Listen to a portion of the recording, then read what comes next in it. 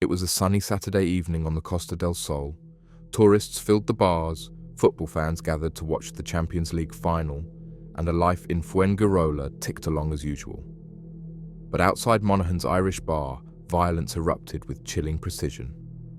Two Scottish men, Ross Monaghan and Eddie Lyons Jr., were gunned down in broad daylight in a brutal assassination that sent shockwaves through both Spain and the UK. Monaghan, linked to the infamous Lyons crime family, and Lyons Jr., his close associate, were no strangers to law enforcement. Both had long histories tied to the deep-seated Glasgow gang war between the Lyons and Daniel crime clans, a feud spanning decades, littered with shootings, stabbings, and criminal tit-for-tats. But this killing, carried out on foreign soil and in full view of shocked onlookers, marked an escalation that few anticipated. Eyewitnesses described masked men approaching the victims before firing multiple rounds. The assailants fled in a vehicle later found torched, a classic cartel-style execution. Spanish authorities treated it as a targeted, professional hit, not a random outburst of violence, but a planned elimination with underworld fingerprints. What appeared to be two exiled gang figures enjoying the good life abroad was, in truth, the continuation of a gangland saga that never stopped simmering. This wasn't a break from violence, it was an extension of it. And now, with two of Scotland's most notorious names lying dead, the question became, who ordered the hit and why? To understand the significance of Ross Monaghan and Eddie Lyons Jr.'s murders, one must trace the roots of their criminal lives back to Glasgow's bitter gangland feud, a war that shaped their ascent and ultimately may have sealed their fate. Both men were entrenched figures in the Lyons crime family, a group that had, for years, been locked in a deadly battle with the rival Daniel clan. These weren't petty turf wars, they were bloody vendettas spanning decades, involving ambushes, car bombings, and public assassinations across Scotland. Ross Monaghan's name first gained notoriety following the 2006 murder of Kevin "Gerbil" Carroll, a feared enforcer for the Daniel family. Monaghan was later tried for Carroll's killing but acquitted, though the trial solidified his image as a dangerous player in the underworld.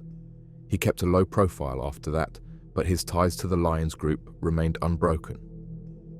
Eddie Lyons Jr., the son of Eddie Lyons Sr., was considered part of the family's younger generation, bridging old alliances and new business, particularly as operations expanded abroad.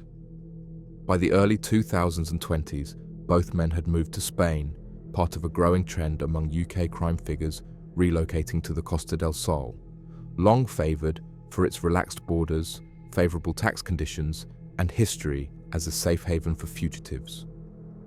There, Monaghan opened Monaghan's Irish Bar, a legitimate business on paper, but one that locals and law enforcement believed served as a front for laundering drug proceeds and maintaining gang communications. Despite the sunshine setting, the Lyons relocation was never about retirement. Spanish police were aware of their presence, monitoring them intermittently as part of broader drug trafficking investigations. The duo didn't just carry history with them, they carried enemies. The same names that made headlines in Glasgow now resurfaced in southern Spain, and while the public saw two men running a pub, others saw something far more dangerous. In Fuengirola, Monaghan and Lyons Jr. were laying low, but not laying down. Their presence in Spain marked the next phase in a criminal career born in the back streets of Glasgow and exported to the sunlit coastlines of Europe. Spain wasn't just a retreat for Monaghan and Lyons Jr., it was a strategic move. The Costa del Sol has long been a hub for international organized crime, a crossroads for drug trafficking routes from South America, Africa, and mainland Europe. For men like Monaghan, the region offered more than just sun, it offered opportunity. With connections already forged through the Lyons crime family, the two Scots tapped into a broader network. Intelligence sources and investigative journalists linked their operations to the Kinahan Cartel, one of Europe's most powerful and dangerous drug trafficking syndicates. The Kinahans, themselves based in Dubai and Ireland, had strong operational footholds in Spain, controlling cocaine routes and laundering millions through front businesses. For the Lyons crew, Aligning with such a syndicate gave them access to high-volume supply chains, financial infrastructure, and international protection. Monaghan's bar wasn't just a watering hole for British expats, it doubled as a meeting point. Reports suggest encrypted phones, burner devices, and silent partners were common in its backrooms. Locals claimed the clientele included known criminals from various nationalities, often seen coming and going without drawing attention. Behind the Guinness, taps, and football flags, deals were likely being brokered, not just pints pulled. Lyons Jr., younger but equally involved, was suspected of managing the logistics. Moving product, overseeing safe houses, and handling communications between Scottish contacts and Spanish suppliers. The network was multi-layered. Couriers moved across borders, cash flowed into offshore accounts, and legal facades kept authorities at bay. They also leveraged newer smuggling techniques. Investigators believe they utilized both container shipments and human mules to move cocaine and hashish through Spanish ports. These weren't ad hoc efforts. They mirrored the methods of large-scale cartels built for efficiency, secrecy, and reach. The bar helped launder proceeds, but it also signaled presence. It was a statement. Monaghan was still in the game. Their move abroad didn't mean retirement, it was expansion. Under the surface of a beachfront business was a supply chain linking South American cartels to UK streets. What made their operation particularly threatening was its subtlety. Unlike old-school gangsters, Monaghan and Lyons Jr. blended in. They wore shorts, ran bars, and smiled for tourists. But behind the charm lay a network built on fear, trafficking, and violence, a criminal enterprise hiding in plain sight. Ross Monaghan and Eddie Lyons Jr. didn't need to shout about their status. Everyone in their world already knew. Their power wasn't flashy, it was efficient, rooted in years of criminal credibility and alliances that spanned borders. They weren't just respected, they were feared. Even in Spain, far from the streets of Glasgow, their reputation held weight. In Fuengirola, Monaghan's bar acted as more than just a social hub. It was a nerve center. Behind closed doors, deals were rumored to be made, hierarchies enforced, and messages relayed. Former associates described an operation where Monaghan rarely got his hands dirty, preferring to manage through intermediaries and long-trusted enforcers.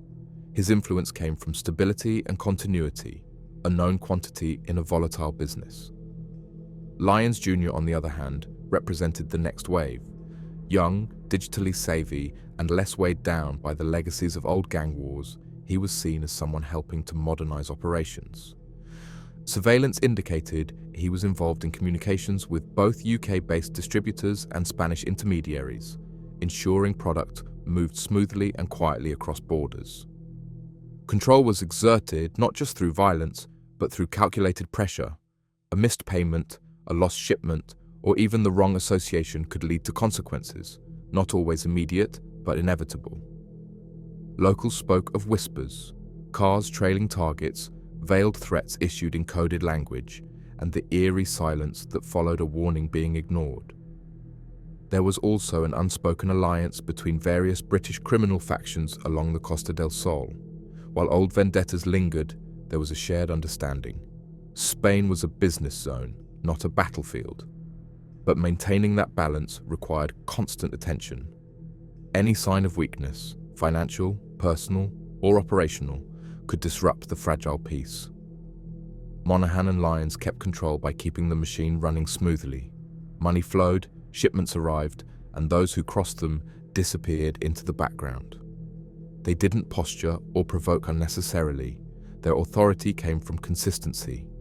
Their presence deterred challenges, their network delivered results.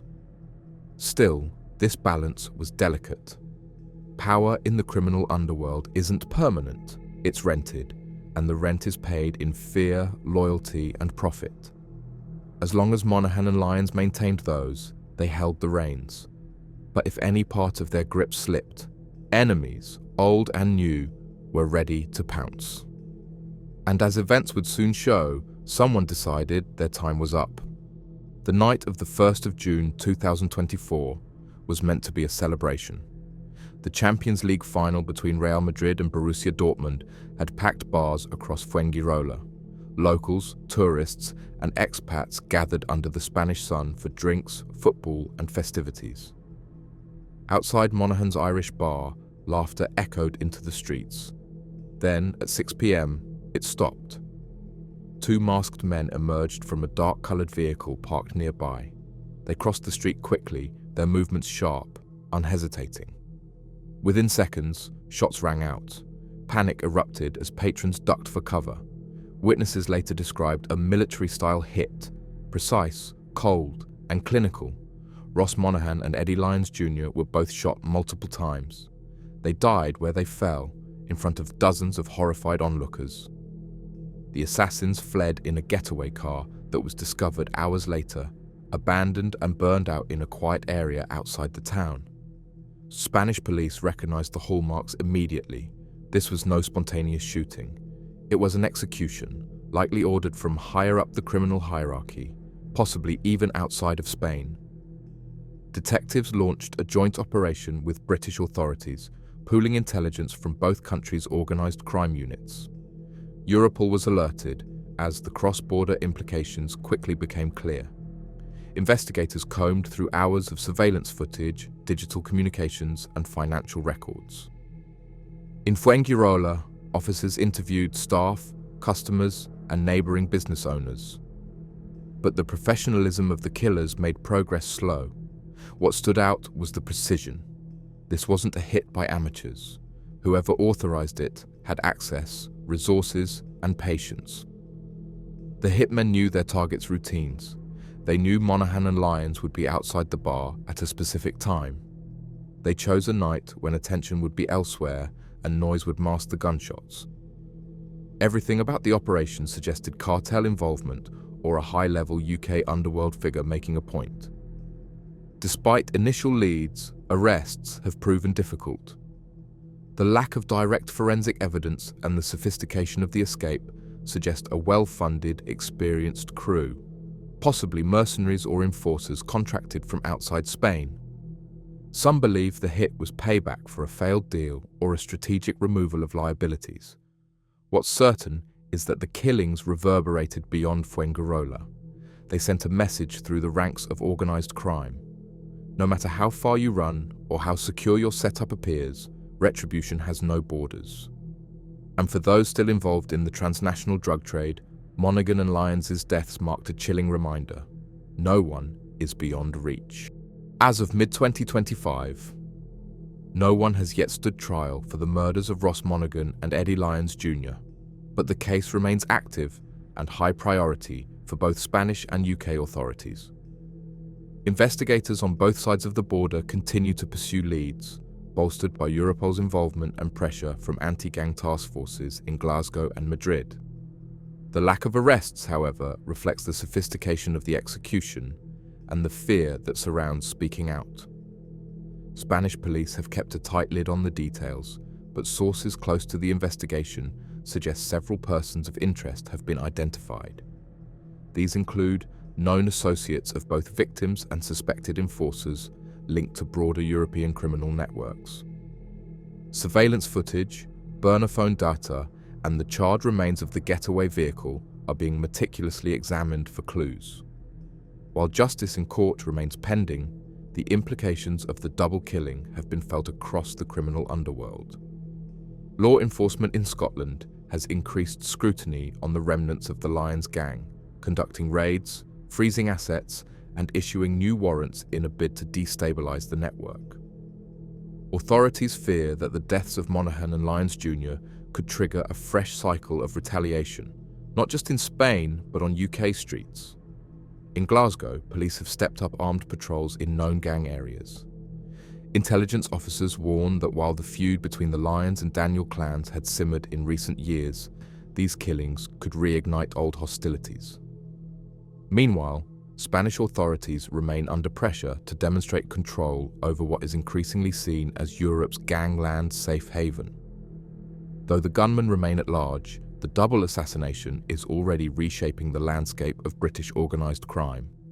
The executions dismantled a major outpost of the Lyons network and sent a stark warning to others operating abroad under the illusion of safety. For now, the trial may be yet to come, but the fallout is already being felt. As one senior investigator told the press, these killings were not just about two men, they were about control, reputation, and resetting the rules of engagement.